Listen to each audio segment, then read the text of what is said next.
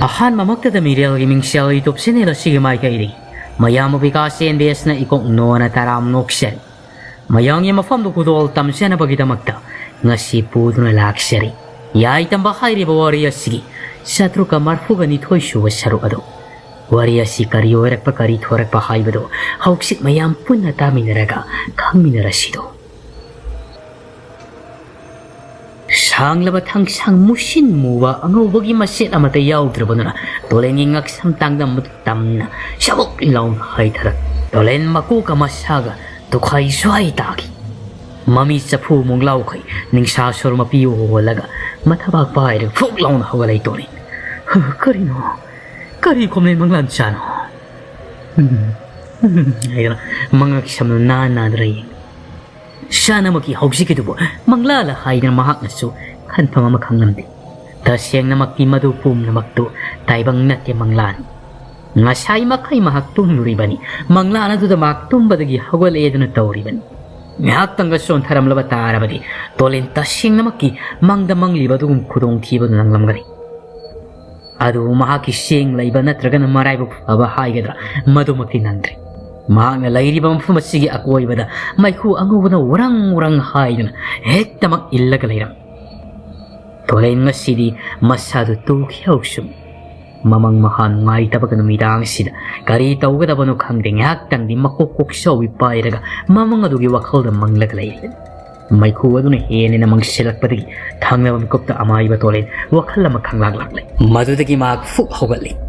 Ako ay bato da lay-lay din iyeng bada. Mahak masasi kari ko masing na pa mapuglak patiki. Warang law na nung wadula tiyatak tayam na wang dabida kasiktang pay kalihay raga laymay maghado di iyeng tarak padoon. Yay tama kaya mahang na hausik ta layram libado gi ako ay bada. Santong okay musin mo na may humarak ado da layram libado. Tabal gi mga alto na may iksing na uri. Tolen masidi kari ni nahay na wakal samam nari. Masil da so asum na tap na solei. Oh.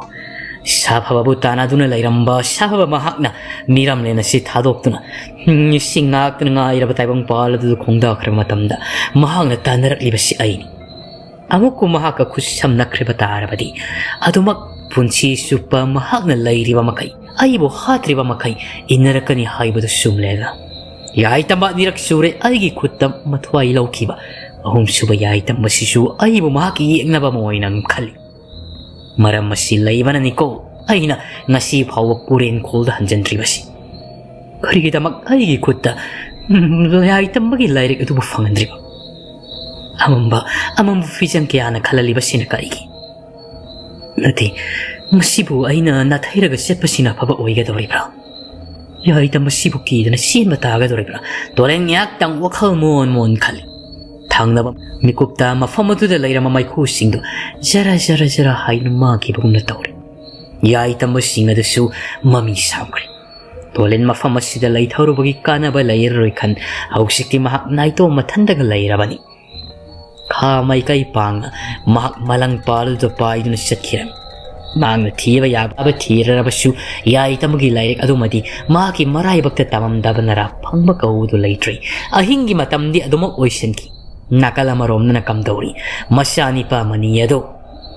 Sana madilupa animak na nakal da sagol tau do ngak sele hayraga mahaka dumaklang inay. Ining tau. Kulak pa. Tabira bro, ining tau kulak pa. Ay na nakal oye tigi kokseli. Mamid oirom maniya do susali. Maki mamang dadi maksi puren kulduga layri maki macha madi kulgi punja sing mama ani duga mapatole na makwai kumay buyeng na haraw no ikakai uram libani sagol mataga tong na mahakti uiro no yon tawra boy makwai ani na kangkaw bududa kang pre kang ladun ha kari tawra ya kulapa ay koy matam sisu ayaw kre ngakpot hana ba tawra sila ay koy ni su numisimum kayani tumna na haibadi saba masyet tumma masyet tawra galakpan isa si syok taba na loirin kulakpa. Nakoy na hayri ba doon pagani ay koy mafam saba mayeng laga pot hana ba tawsi. Asyum na makoy mafam saba mayeng magpada makoy na laki ba lambiya silagi kasiktang sa tatli hayraga sana kong nang atyaw makilaga hawri ba doon. Sana kong nang ado ubada makoy omsu Sana kongang makha du lairarabadi yamna ingna nungaina lairaragani khanduna maniga loina duna shana lupa makhoi umadula mingaram haibaga taubaga makhoi na tongriba sagol singado shana kongang gi kitang chathok laga saji kaya hauriba duda lisang thadok lamli hairaga makhoi nungaina mafum aduda ahinga si yarek pahorklam adu mani ngasai makai kali sunat taba sagol mathakidi uyuraga ausik hekta maktum thanaba phana kana hotnaraba sutum thabayadi ani adudi khongangi marong longkhalaga chaliba marasi ngatu makok mon khangnaraga khok na kong tum khre ko kamon ga taina khibadu mangai khaya adu nungai na tum lireba nu yemone anisi aina sagol mathakta ui dana chatpanara ausik tum thabayadi mafam sawasida aini mangda ukribado karama matamda taibangda asingbo oina aina uwa fanglakaduribano tawriba sibo nungsidako mapa masagi mari taibang mihoy ba ikoisa mapa man likul khangna mangkiba tarabadi masa oibaduna likul liba khongul lirak pa haibasi madumani na ina tawribasi aigi su hayengwai shauraba kanda aigi sani pa mahak na aigi khongul lirakaduribani ko si haina mikup asida pumna makki wakhal dungong na thairi hairaga masani pagi khangning sengami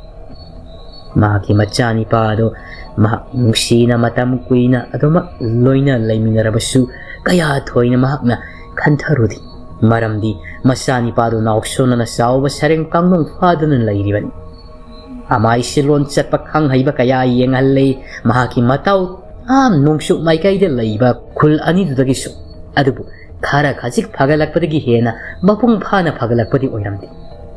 masibu ningsing mani ngasi de khangaudana mamitagi pirang tarai masilda su asumna haidoki ai apoko isa suna tabada thangna mukupta maki ye tanga makul aduna masin bana do phasinji tasing mak pok ba masani haiduna manina kaidaunung da mirai khiba sulaiti makna masilda haidoki basi sumna sum haidoki masana masildo mention jaraga aina hausik haidoki badu bukarino kanana butta kigedori banu haibagi mawongda wakhaldu da khalam Kangga mikupta maniswar asango khondok le hairaga machagi nungsiraba sakta madu maningsi ai sada miro su pachana ngang mangamdri masu mamana ba kaya di sen songna phaniam sau kai singmada pasing thoknari aduga karigino aigi isaduna naushuna duna aduma leiri base konkulai su bugumna masigi marumda karigumba amadi soidana layangman araiba oyoi ai ipa tolenda su aina phajana su amukta phauba yenghandri pa tolen su lakko kuiringi gi maramna masugi maramda kari su khangja kibanati ai su mapa ma oina isabu athu matamda phandaba yadaba kari pambai sizinaraga ai gi sadu aina handak yumda yaukiba matamda mahaki naw shonariba tuchillaga shungjallaga leiriba masasibu sakhalangadabana shumna wakhal khallingaida mahaki wakhalda khanbadu uda urabagum makoina leiriba khongnangsi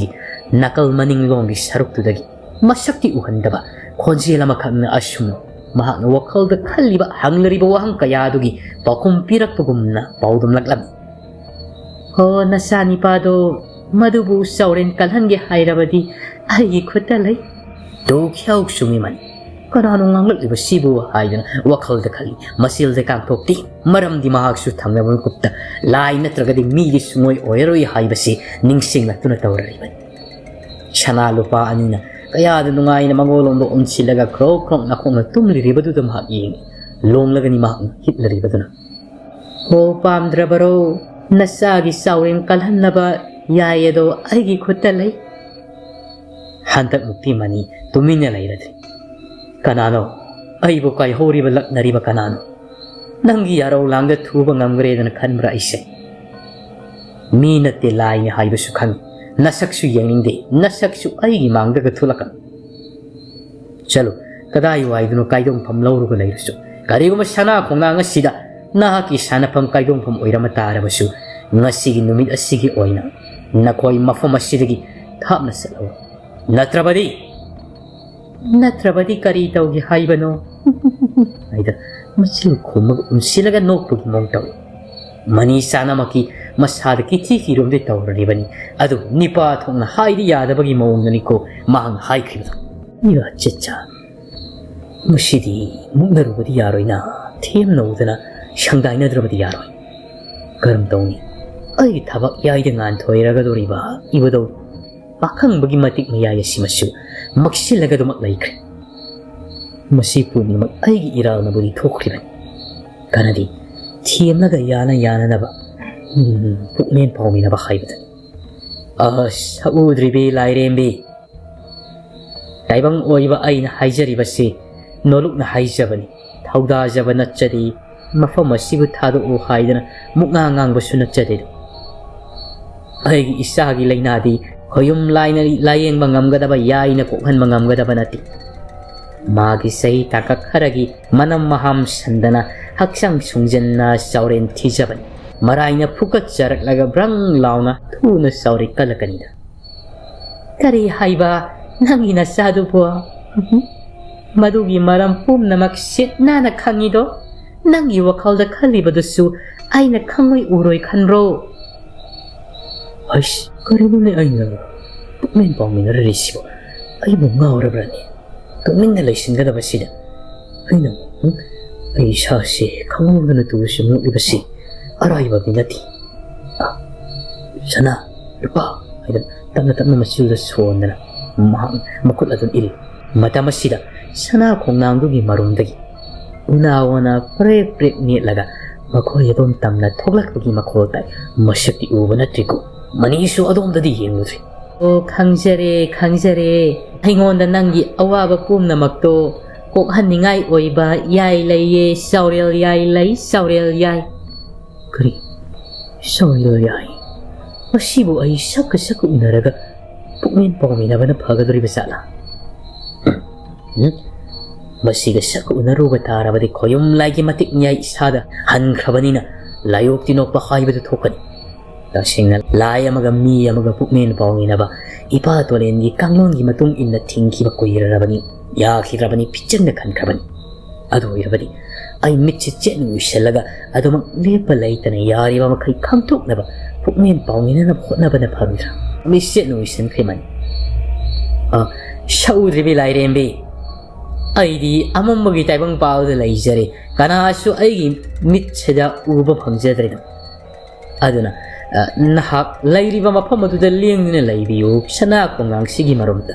pukmen pawmina sido kariguma nahakna taibang tambo oiba ai khoi sibu nungsibirabadi brek launa thorak lamado amuk chak lepre una marakta khongne abagi makhoni ko brek lawi haibasi mani namukasu mihogadu pan song tabiribra lairembi ho tajaye aidina khoi wiya kai thingai pigi haidina saphungjabasu nachade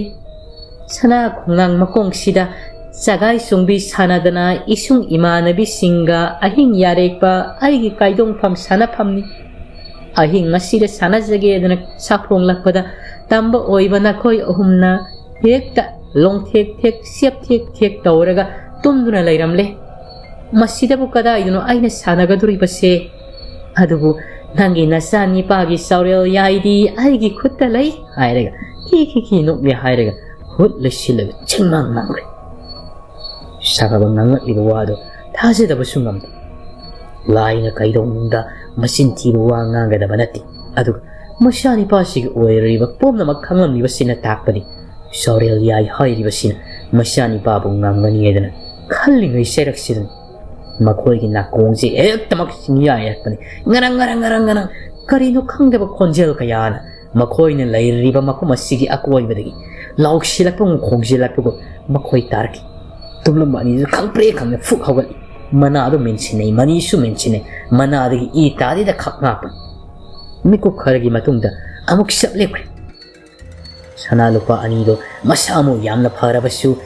akiba magalloina hairi manida khulakpa hausikidu bukari mani misa sura makak sang no kontare hairega ngai khoni pamasa nakhoi anina dumak yamna kigali basi bukari nangsu masu khangdi aisu khangdi adubu ai khoin lei base umangni ꯂꯩꯅꯤꯡꯕ ꯑꯃꯈꯛ ꯂꯩꯔꯝꯕ ꯊꯦꯡꯅꯅꯤꯡꯕ ꯑꯃꯈꯛ ꯊꯦꯡꯅꯁꯅꯨ ꯅꯤꯄꯥ ꯊꯣꯛꯅ ꯁꯥ ꯃꯌꯨꯡ ꯌꯥꯒꯗꯕꯅꯤ ꯑꯀꯤꯕꯗꯨꯅ ꯃꯥꯡ ꯊꯥꯔꯒ ꯎꯊꯣꯛꯂꯕꯗꯤ ꯀꯝꯗꯧꯒꯅꯤ ꯁꯨꯝꯅ ꯍꯥꯏꯅꯔꯤꯉꯩ ꯁꯦꯔꯛꯇ ꯍꯦꯛꯇ ꯀꯔꯣꯝꯗꯒꯤꯅꯣ ꯈꯪꯗꯦ ꯃꯁꯥꯁꯤ ꯍꯦꯛꯇ ꯄꯥꯃꯣꯃꯨꯛ ꯁꯥꯡꯕꯅꯤ ꯈꯨꯠꯇꯣꯟꯗꯒꯤ ꯐꯗ꯭ꯔ ꯍꯥꯏꯗꯨꯅ ꯍꯥꯏꯔꯤ ꯃꯃꯤꯠꯁꯨ ꯌꯣꯡꯆꯥꯛ ꯃꯔꯨꯒꯨꯝꯅ ꯇꯣꯡꯅ ꯅꯥꯀꯜꯗ ꯄꯥꯅ ꯊꯤꯡꯊꯣꯛꯂꯤ ꯍꯦꯛ ꯌꯦꯡꯕꯗꯁꯨ ꯁꯋꯥ ꯎꯆꯦꯛ ꯁꯁꯥꯡꯕꯤ ꯃꯥꯜꯂꯤ ꯃꯈꯣꯏꯒꯤ ꯃꯁꯥ ꯃꯇꯨꯁꯤꯡ ꯑꯗꯨ ꯖꯞ ꯁꯪꯉꯤ ꯄꯗ꯭ꯔꯥꯛꯁꯨ ꯂꯥꯎꯏ ꯌꯣꯡꯆꯥꯛ ꯃꯔꯨꯒꯨꯝꯅ ꯂꯪꯂꯕ ꯃꯈꯣꯏꯒꯤ ꯃꯃꯤꯠꯁꯤꯡ ꯑꯗꯨꯅ ꯂꯪꯇ꯭ꯔꯤꯛ ꯂꯪꯅ ꯑꯀꯣꯏꯕꯗꯨꯗ ꯍꯦꯛꯇ ꯉꯣꯔꯣꯡ ꯌꯣꯝꯁꯤꯜꯂꯛꯂꯝꯃꯤ ꯃꯈꯣꯏ ꯑꯃꯗ ꯋꯥ ꯉꯥꯡꯅꯗꯦ ꯃꯌꯥꯒ ꯀꯥꯕ ꯃꯈꯩ ꯑꯀꯣꯏꯕꯗꯨꯗ ꯌꯦꯡꯗꯨꯅ ꯂꯩ ꯉꯥꯏꯍꯥꯛꯀꯤ ꯃꯇꯨꯡꯗ ꯁꯅꯥꯅ ꯈꯨꯂꯥꯛꯄ ꯃꯁꯤꯕꯨ ꯀꯔꯤꯅꯣ ꯏꯃꯥ ꯄꯨꯡꯉꯩ ꯎꯗ꯭ꯔꯦ ꯍꯣꯏ ꯇꯨꯃꯤꯟꯅ ꯂꯩꯌꯨ ꯑꯀꯤꯕꯒꯤ ꯃꯁꯛ ꯎꯠꯄ ꯌꯥꯗꯦ ꯂꯩꯔꯤꯕ ꯑꯩꯈꯣꯏ ꯃꯐꯝꯁꯤꯗꯒꯤ ꯌꯥꯔꯤꯕ ꯃꯈꯩ ꯃꯁꯤ ꯂꯦꯡꯂꯣꯏꯗꯕꯅꯤꯀꯣ ꯎꯔꯤꯕꯁꯤ ꯑꯔꯥꯏꯕ ꯑꯃꯗꯤ ꯑꯣꯏꯔꯣꯏꯗꯕꯅꯤ ꯃꯁꯤꯅ ꯀꯩꯗꯧꯅꯨꯡꯗ ꯑꯐꯕꯒꯤ ꯈꯨꯗꯝꯗꯤ ꯑꯣꯏꯒꯗꯕ ꯅꯠꯇꯦ ꯍꯥꯏꯕꯒ ꯇꯧꯕꯒ ꯃꯈꯣꯏꯒꯤ ꯃꯃꯥꯡ ꯇꯝꯅ ꯍꯦꯛꯇ ꯉꯨꯔꯨꯡ ꯍꯥꯏꯗꯨꯅ ꯄꯥꯏꯁꯤꯜꯂꯛꯄꯒ ꯃꯁꯤꯗꯤ ꯌꯥꯔꯣꯏꯗꯧꯔꯤ ꯇꯨꯃꯤꯟꯅ ꯂꯩꯕꯅ ꯈꯜꯂꯗꯨꯅ ꯉꯥꯡꯂꯝꯂꯤꯕꯗꯨ ꯆꯞ ꯂꯦꯞꯂꯤ ꯍꯥꯏꯔꯒ ꯃꯅꯤꯗꯨ ꯐꯪ ꯂꯥꯎꯅ ꯂꯩꯈꯠꯂꯒ ꯃꯥꯒꯤ ꯈ꯭ꯋꯥꯡꯗ ꯌꯦꯞꯂꯤꯕ ꯊꯥꯡꯁꯥꯡꯗ ꯁꯠꯂꯒ ꯐꯗ꯭ꯔ ꯍꯥꯏꯗꯨꯅ ꯍꯥꯏꯕꯅꯤ ꯃꯅꯤꯒꯤ ꯊꯥꯡ ꯈ꯭ꯋꯥꯏ ꯍꯥꯏꯔꯗꯨꯅ ꯃꯥꯒꯤ ꯁꯥꯐꯤ ꯂꯥꯟꯐꯤꯕꯨ ꯁꯦꯠꯇ꯭ꯔꯕꯁꯨ ꯃꯥꯒꯤ ꯊꯥꯡ ꯇꯦꯟꯗꯗꯤ ꯂꯝꯕꯥ ꯂꯩꯇ꯭ꯔꯕ ꯈꯨꯠ ꯆꯨꯝꯈ꯭ꯔꯕꯅꯤ ꯃꯗꯨꯅ ꯐꯗ꯭ꯔ ꯍꯥꯏꯕ ꯃꯇꯝꯗ ꯄꯥꯏꯁꯤꯜꯂꯛꯂꯤꯕ ꯁꯁꯥꯡꯕꯤ ꯁꯋꯥ ꯎꯆꯦꯛ ꯃꯥꯜꯂꯕꯤ ꯌꯣꯡꯆꯥꯛ ꯃꯃꯤꯠꯀꯨꯝꯅ ꯇꯣꯡꯂꯕꯤ ꯂꯥꯛꯂꯤꯕꯁꯤꯡ ꯐꯗ꯭ꯔ ꯃꯇꯠ ꯇꯠꯄ ꯑꯗꯨꯕꯨ ꯌꯥꯝꯅ ꯉꯛꯂꯤꯕꯗꯤ ꯃꯍꯥꯛꯀꯤ ꯊꯥꯡꯗꯨꯅ ꯀꯛꯊꯔꯛꯄ ꯃꯇꯝꯗ ꯇꯅꯟ ꯃꯆꯨꯒꯨꯝꯅ ꯏ ꯑꯗꯨ ꯊꯣꯛꯏ ꯇꯅꯟ ꯃꯆꯨꯒ ꯆꯞ ꯆꯥꯅ ꯍꯦꯛ ꯃꯥꯟꯅꯩ ꯈꯦꯠꯅꯕ ꯑꯃꯠꯇ ꯂꯩꯇꯦ ꯑꯗꯨꯕꯨ ꯃꯁꯤ ꯃꯈꯣꯏꯒꯤꯗꯤ ꯏꯈꯦꯡꯅꯤ ꯍꯥꯏꯕꯗꯨ ꯃꯅꯤꯅ ꯈꯪꯏ ꯃꯍꯥꯛꯅ ꯄꯥꯏꯔꯤꯕ ꯊꯥꯡ ꯑꯗꯨꯗꯁꯨ ꯏꯈꯦꯡꯁꯤꯡ ꯑꯗꯨꯅ ꯍꯦꯛꯇ ꯄꯨꯡꯇꯩ ꯇꯩꯕꯅ ꯃꯔꯝ ꯑꯣꯏꯔꯒ ꯇꯅꯟ ꯃꯆꯨ ꯁꯟꯗꯣꯛꯂꯤ ꯑꯗꯨꯕꯨ ꯂꯩꯔꯝꯂꯤꯕꯁꯤꯡ ꯑꯗꯨꯁꯨ ꯄꯗ꯭ꯔꯪ ꯍꯥꯏꯗꯨꯅ ꯄꯥꯏꯁꯤꯜꯂꯛꯂꯝꯃꯤ ꯃꯅꯤ ꯋꯥꯈꯜ ꯑꯃ ꯈꯥꯡꯂꯥꯛꯗꯨꯅ ꯄꯥꯛꯊꯔꯣ ꯎꯞꯄꯒ ꯍꯤꯞꯄꯨ ꯍꯥꯏꯗꯨꯅ ꯃꯈꯣꯏ ꯄꯥꯛꯊꯔꯒ ꯏꯜꯂꯤꯕ ꯐꯤꯁꯤꯡ ꯑꯗꯨꯅ ꯖꯞ ꯃꯁꯥꯁꯤꯡ ꯑꯗꯨ ꯀꯨꯞꯁꯟꯕꯅꯤ ꯍꯦꯛꯇ ꯐꯤ ꯃꯊꯛ ꯑꯗꯨꯗ ꯍꯥꯏꯗꯨꯅ ꯄꯨꯡꯊꯥꯗ ꯊꯥꯖꯤꯜꯂꯛꯄꯒꯤ ꯃꯑꯣꯡꯗ ꯇꯧꯏ ꯈꯣꯡꯅꯥꯡ ꯑꯁꯤꯃꯁꯨ ꯐꯗ꯭ꯔꯪ ꯍꯥꯏꯗꯨꯅ ꯃꯊꯛꯇꯒꯤ ꯍꯥꯏꯔꯛꯂꯤ ꯑꯗꯨ ꯑꯀꯤꯕ ꯐꯪꯂꯕ ꯅꯤꯄꯤ ꯀꯌꯥꯅ ꯍꯦꯛꯇ ꯆꯔꯣꯡ ꯌꯣꯝꯅ ꯈꯣꯡꯅꯥꯡ ꯃꯊꯛ ꯑꯁꯤꯗ ꯇꯣꯡꯗꯨꯅ ꯍꯥꯏꯗꯨꯅ ꯅꯣꯛꯁꯤꯜꯂꯛꯄꯒꯤ ꯈꯣꯟꯖꯦꯜ ꯀꯌꯥꯁꯨ ꯇꯥꯏ ꯁꯅꯥ ꯑꯃꯗꯤ ꯂꯨꯄꯥ ꯃꯇꯥꯏꯗ ꯃꯅꯤꯒꯤ ꯂꯩꯔꯤꯕꯗꯣ ꯃꯗꯨꯁꯨ ꯍꯦꯛꯇ ꯃꯌꯨꯡꯒ ꯆꯤꯠꯇꯦ ꯈꯛꯇ ꯉꯥꯛꯄꯅꯤ ꯀꯤꯕꯅ ꯊꯛ ꯃꯁꯥꯗꯨ ꯅꯤꯛꯂꯕꯅꯤ ꯅꯤꯄꯥ ꯅꯠꯇꯕꯒꯨꯝ ꯀꯔꯤꯗꯤ ꯄꯥꯝꯕꯩ ꯂꯩꯔꯤ ꯎꯞꯄꯒ ꯂꯩꯕ ꯇꯥꯕꯅꯤ ꯄꯨꯝꯅꯃꯛ ꯑꯁꯤ ꯂꯣꯏꯗ꯭ꯔꯤ ꯐꯥꯎꯕꯗꯤ ꯃꯨꯠꯈꯤꯗ꯭ꯔꯤ ꯐꯥꯎꯕꯅꯤ ꯑꯍꯤꯡꯒꯤ ꯃꯇꯝ ꯈꯔ ꯂꯥꯟꯊꯔꯛ ꯄꯨꯡ 3ꯒ ꯇꯥꯁꯤꯜꯂꯛꯂꯕ ꯃꯇꯝ ꯅꯥꯀꯜ ꯑꯃꯔꯣꯝꯗꯅ ꯃꯌꯣꯝꯕꯤꯗꯨ ꯀꯌꯥꯗ ꯅꯨꯡꯉꯥꯏꯅ ꯇꯨꯝꯂꯨꯔꯤꯕ ꯏꯁꯥꯒꯣꯜ ꯑꯗꯨꯒꯤ ꯃꯅꯥꯛꯇ ꯏꯁꯥꯒꯣꯜ ꯑꯗꯨꯅꯁꯨ ꯃꯇꯨ ꯃꯃꯥꯜꯗꯨꯅ ꯃꯄꯨꯡ ꯐꯥꯅ ꯀꯨꯞꯁꯟꯕꯗꯤ ꯀꯨꯞꯁꯟꯗ꯭ꯔꯤ ꯃꯍꯥꯛꯁꯨ ꯃꯁꯥꯗꯨ ꯌꯥꯝꯅ ꯆꯣꯛꯊꯔꯕ ꯑꯣꯏꯕꯅꯤꯅ ꯃꯇꯨ ꯅꯥꯝꯃ ꯍꯥꯏꯐꯦꯠꯇꯪ ꯀꯨꯞꯂꯤ ꯍꯥꯏꯔꯒ ꯅꯨꯡꯉꯥꯏꯅ ꯇꯨꯝꯂꯤ ꯀꯗꯥꯏꯗ ꯄꯨꯈ꯭ꯔꯤ ꯐꯖꯔꯕ ꯂꯩꯈ꯭ꯔꯤꯕ ꯏꯀꯣꯏ ꯀꯣꯏꯕ ꯀꯣꯔꯤ ꯀꯣꯏꯕ ꯊꯥꯖ ꯃꯥꯏꯊꯣꯡ ꯃꯥꯜꯂꯤꯕ ꯄꯨꯈ꯭ꯔꯤꯗꯣ ꯃꯗꯨꯗꯒꯤ ꯈꯔ ꯆꯠꯊꯣꯛꯂꯒꯅꯤꯀꯣ ꯃꯈꯣꯏꯅ ꯂꯩꯔꯤꯕꯁꯤ ꯄꯥꯏꯅꯕ ꯀꯌꯥꯔꯒ ꯍꯣꯠꯅꯈꯤꯕꯅꯤ ꯉꯜꯂꯤꯉꯩ ꯃꯇꯝꯗ ꯏꯁꯥꯒꯣꯜ ꯑꯁꯤꯅꯁꯨ ꯑꯗꯨꯕꯨ ꯌꯥꯗꯗꯅ ꯉꯝꯗꯗꯅ ꯇꯣꯛꯈ꯭ꯔꯕꯅꯤ ꯃꯇꯝ ꯑꯁꯤꯗ ꯏꯈꯪ ꯈꯪꯍꯧꯗꯅ ꯃꯌꯣꯝꯕꯤꯒꯤ ꯅꯥꯞꯄꯗ ꯈꯣꯟꯖꯦꯜ ꯑꯃꯈꯛꯇꯅ ꯇꯠꯇꯅ ꯃꯍꯥꯛꯄꯨ ꯀꯧꯔꯕꯒꯨꯝ ꯇꯥꯔꯔꯤ ꯏꯃꯥꯒꯤ ꯃꯌꯣꯝꯕꯤ ꯏꯃꯥꯒꯤ ꯃꯌꯣꯝꯕꯤ ꯏꯃꯥꯒꯤ ꯃꯌꯣꯝꯕꯤ ꯍꯥꯏꯗꯅ ꯀꯔꯤꯒꯨꯝꯕ ꯍꯦꯛꯇ ꯌꯛ ꯀꯧꯁꯤꯜꯂꯛꯄꯒꯤ ꯈꯣꯟꯖꯦꯜꯒꯨꯝꯕꯅꯤ ꯇꯥꯔꯤꯕꯗꯨ ꯃꯌꯣꯝꯕꯤ ꯃꯍꯥꯛ ꯃꯃꯤꯠꯇꯤ ꯄꯥꯡꯗꯦ ꯍꯥꯏꯗꯨꯅ ꯃꯃꯥꯏꯗꯨ ꯅꯥꯛ ꯌꯦꯠ ꯂꯩ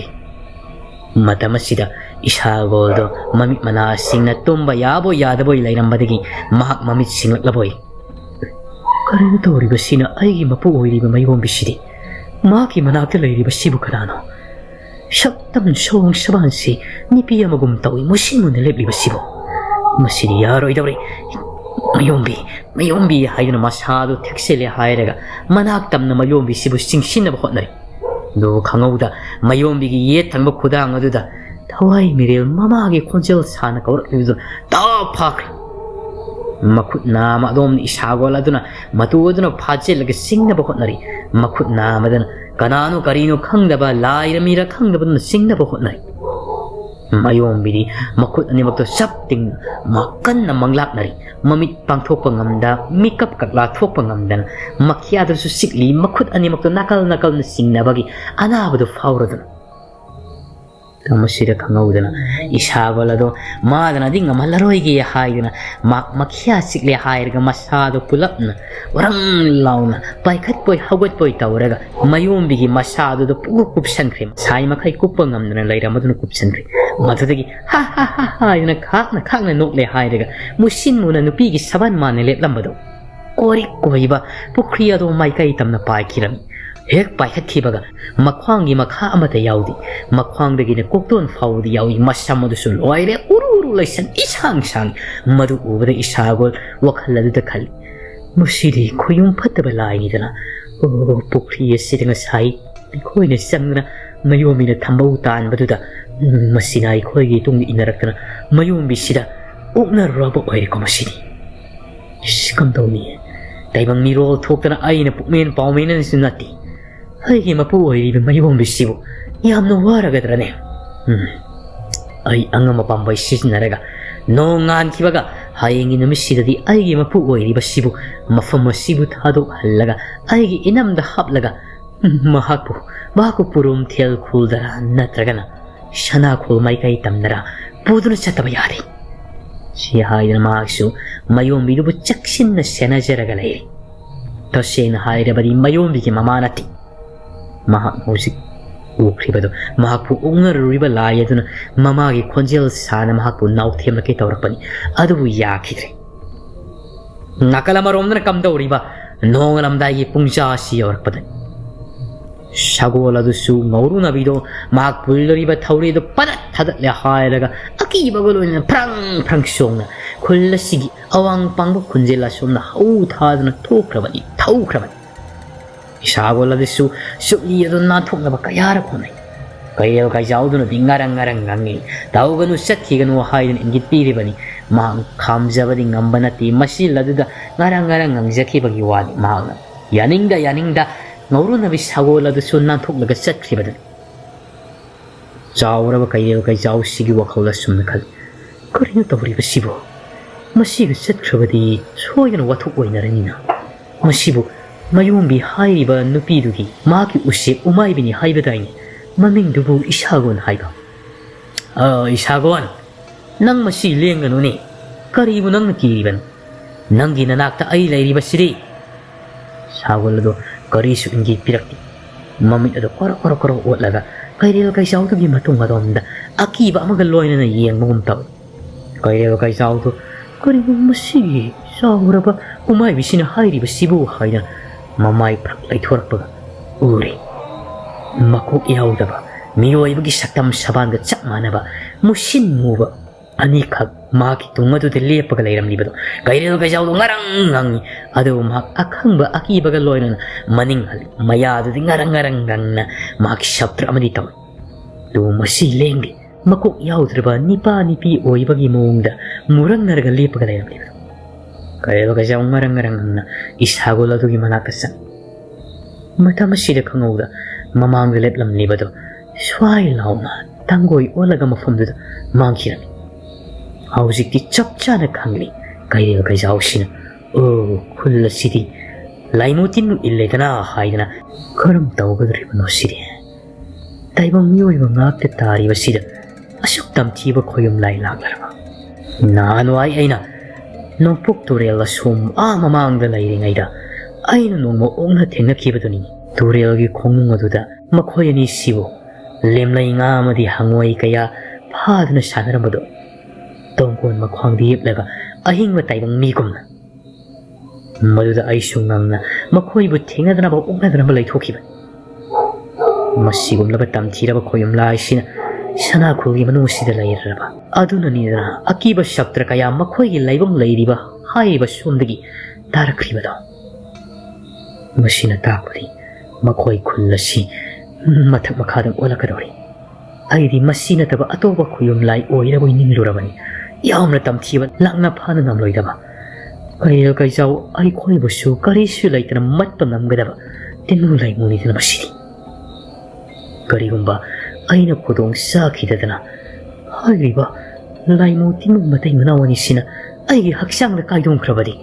ꯑꯩꯒꯤ ꯋꯥꯈꯜꯅ ꯄꯨꯕ ꯊꯥꯡꯕ ꯉꯝꯗ꯭ꯔꯕ ꯃꯊꯥ ꯑꯃꯒ ꯂꯣꯏꯅꯅ ꯈꯨꯟꯖꯥ ꯄꯨꯝꯅꯃꯛ ꯑꯩꯒꯤ ꯈꯌꯥꯠꯅꯨꯡꯗ ꯂꯣꯏꯅꯃꯛ ꯅꯠꯇꯦ ꯑꯩ ꯃꯐꯝ ꯑꯁꯤ ꯊꯥꯗꯣꯛꯂꯒ ꯊꯨꯅ ꯆꯠꯍꯧꯗꯕ ꯌꯥꯔꯣꯏ ꯈꯨꯟꯖꯥꯁꯤꯡꯒꯤ ꯃꯔꯥꯏꯕꯛꯇ ꯑꯩꯒꯤ ꯈꯌꯥꯠꯅꯨꯡꯗ ꯇꯥꯎ ꯍꯥꯏꯗꯨꯅ ꯇꯝꯂꯝꯂꯕꯗꯤ ꯀꯝꯗꯧꯅꯤ ꯍꯥꯏꯗꯨꯅ ꯃꯊꯟꯅꯇꯁꯨ ꯃꯔꯣꯝ ꯁꯣꯟꯖꯔꯤ ꯃꯇꯝ ꯑꯁꯤꯗ ꯈꯪꯍꯧꯗꯅ ꯁꯥꯎꯔꯕ ꯎꯃꯥꯏꯕꯤ ꯃꯍꯥꯛ ꯄꯨꯜꯂꯔꯤꯕ ꯁꯨꯛꯂꯤ ꯊꯧꯔꯦꯗꯨ ꯕ꯭ꯔꯪ ꯂꯥꯎꯅ ꯅꯥꯟꯊꯣꯛꯂꯒ ꯍꯥꯏꯔꯒ ꯋꯥꯡꯅ ꯄꯥꯏꯈꯠꯈ꯭ꯔꯦ ꯑꯗꯨꯒ ꯍꯥꯏꯔꯝꯃꯤ